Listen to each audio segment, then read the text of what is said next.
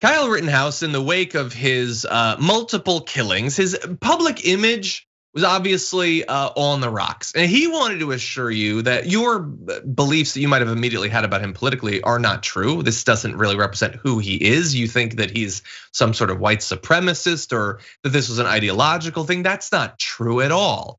Of course, he then went and did a documentary with Tucker Carlson, and he's appeared on every like caveman right-winger show and podcast and all that in the country. So what's next for him after going and speaking at Turning Points and all that? Well, apparently, if you thought he might want to be moving on from this whole thing and not having it define his existence, maybe not. He's apparently considering writing a book about his unorthodox journey into adulthood. And by that he means the time he decided to go and shoot people. Anyway, back in 2020 in Kenosha, he shot and killed Joseph Rosenbaum, Anthony Huber, injured another individual as well. Acquitted of 5 felony charges just last November, and now his spokesperson, which he has, says that there are preliminary internal discussions about him writing a book. Read that as another person writing a book and him signing off on it. He's not literally going to write one single word about himself.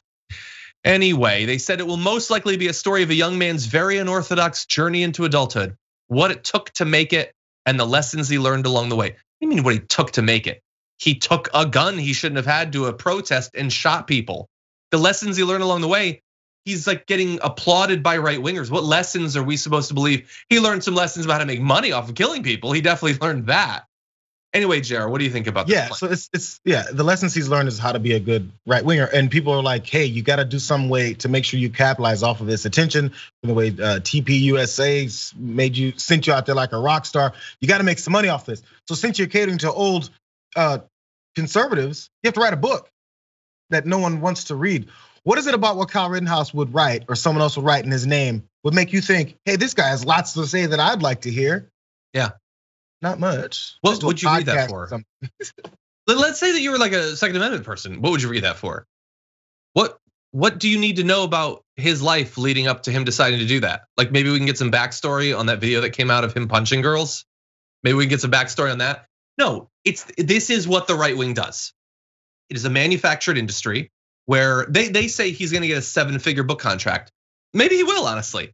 Nobody will read this book. That will not stop many of them from being bought by right-wing think tanks and stuff like that. They'll do that. They'll make him a best-selling author, even though he won't have written a book and no one will have read a book.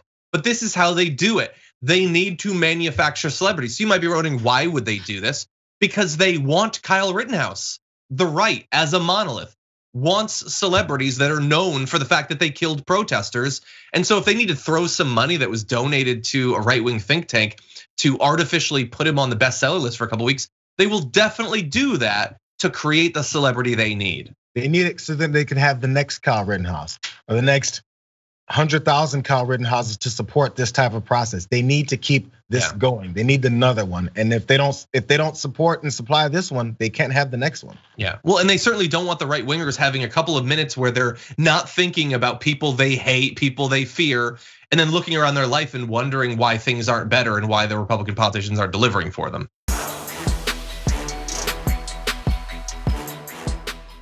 For more political news breakdowns, interviews, stories of activism, and me trying my hardest to care about the occasional big celebrity news story, subscribe to our YouTube channel at youtube.com/thedamagereport. And you can ring the bell wherever it is so you don't miss anything.